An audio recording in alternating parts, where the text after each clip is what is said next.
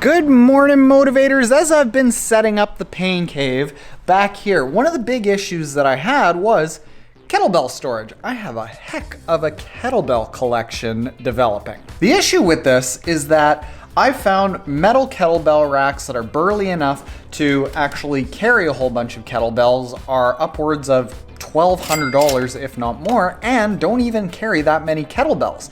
Off the shelf, shelving units aren't big enough to actually hold this amount of weight. So I had to build my own solution. What I'm gonna go through today is how you can build your own kettlebell storage rack that can store up to 24 competition size kettlebells or regular size kettlebells. I'm not sure how many, probably a little bit more, with the only tools you need being a drill, a circular saw, and only about $70 worth of material and 2 hours time. This here kettlebell storage rack measures in at just under 50 inches wide. It is 11.5 inches deep and 48 inches tall. As I said, 24 competition size kettlebells, which are all the exact same size, and how the weight is different from all of them is the amount of filling and steel in the middle of the kettlebell changes. If you have just regular typical kettlebells that you would see more commonly, you can probably fit a lot more of the light ones and maybe less of the heavy ones. But generally speaking, this is gonna work for whatever kettlebells you got. For material and tools, you're gonna buy one 4x8 by 3/4 sheet of plywood, 6 2x4 8-foot framing lumber, which is like $2, a countersink bit, a drill, a circular saw, and a whole mess of 2-inch and 3-inch screws. You're gonna cut 6 pieces that are 48 inches long for the front of the shelves, and then you're gonna cut 12 pieces that are 7 inches long for the braces of the shelves. Out of all the plywood, you're going to cut 2 pieces that are 48 inches wide by 10 inches deep, and then you're gonna cut 3 pieces that are 48 inches long by 11.5 deep. So you're gonna screw all this together, but bring this in real close. I wanna show you how you're gonna screw this together. First, the deeper, long pieces of plywood are going to be for the sides and the very top shelf, because it's going to fit in with some braces that we're going to do afterwards. But as you start screwing everything together, you screw the short pieces together with the long pieces here. I want you to use the countersink bit anytime you're screwing into the end of wood. So let's say this, for example, is screwing into wood where it's like stacked like that. So as you're screwing in, nothing's going to split. But when you have something that's like this, and you screw in that way, it can split. So that's where your countersink bit for something like a screw like this is going to bore in, and it's going to prevent that second piece of wood with the end that you're screwing into from splitting, so it stays nice and strong. So screw everything together then, screwing all the 2x4s together first. Have one shelf for the top that is going to be longer, and the length is going to hang past the 2x4s by about 1.5 inches. And then the other 2x4s and shelves are all just going to get screwed together, and you're gonna have basically a rectangle. After that's all done, screw the sides on, and you have to leave at least 11.5 inches for all of the spaces.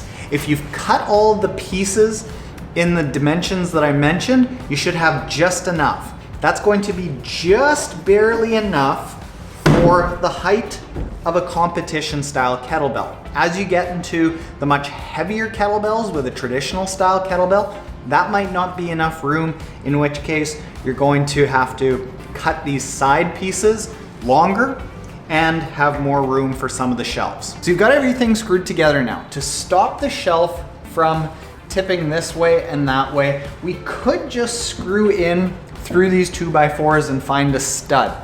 I always like to have some sort of bracing that stops shelving like this and a cabinet like this from warping. So that's where we put these cross beams in the back, and that's gonna stop it from having any sort of warping. What you do for that is, as opposed to trying to figure out all of the angles, you can just take a 2x4, lay it across the back, lining it up with where you want to screw it in at the top and where you want to screw it in at the bottom. Take a pencil and scribe along the edge in the angle that you need, then take your circular saw and go and cut that angle. Screw that in, and then go and do the same thing with the next cross member. Lay down a 2x4, scribe that one line that you're gonna cut on, cut the line, and then screw it all in. I did end up buying a plate at the back of this. You don't have to have that, but that was just a way that I like to tie everything absolutely together so it's nice and tight. So that metal plate is in the back, this is screwed, nothing can twist, nothing can warp. This thing is like a Tetris block that's just one solid piece. It ain't going anywhere. I like to stain up things like this so it just doesn't look raw. You can choose any stain that you want. I gave this a little bit of a scuff with some really gritty 60 or 80 grit sandpaper, just to take all the rough edges and the splinters off of all of the edge, but you don't really have to prepare this that much. If you wanted something that looked really polished and finished, you wouldn't be building this out of plywood or 2x4s. So to end up sanding this a whole lot, it's really not going to give you much of a bang for your buck. So get any sort of wood stain. I recommend getting some gloves.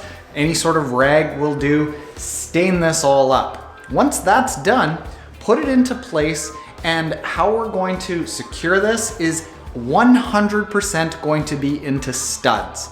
You could use a drywall anchor, and every single drywall anchor has a load rating usually of around 80 to 100 pounds if it's properly installed.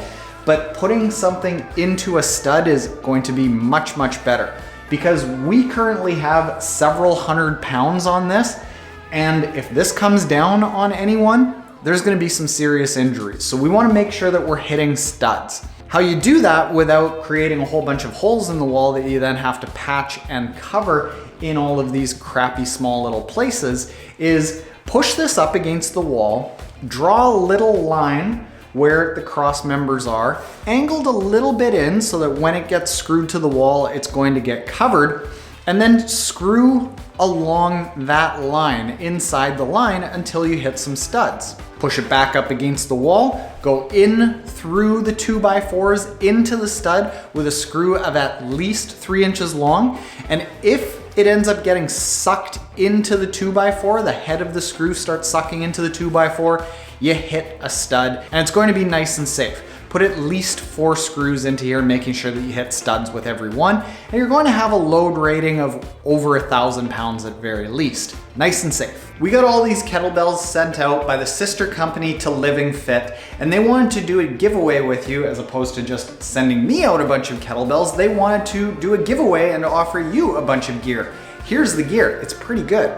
Many pairs of dumbbells, many slam balls, many battle ropes, many resistance bands, an exercise ball, your choice of the weight in everything, and their courses on how to use the battle ropes. So there's a link in the description below to that giveaway that we've done with Living Fit, where all you have to do is enter by putting in your email address, and then you can get bonus entries by sharing it and enter as many times as you want for that giveaway that has a more than $3,000 value. So thanks to Living Fit and the sister company for setting all of this up. I hope that you found this helpful and saved, who knows, maybe $1,000. So thank you for watching, motivators. Check the link in the description below to that giveaway. Make sure you go enter as many times as you want, share it to get the bonus entries. And if you aren't already subscribed, hit the subscribe button below. Later.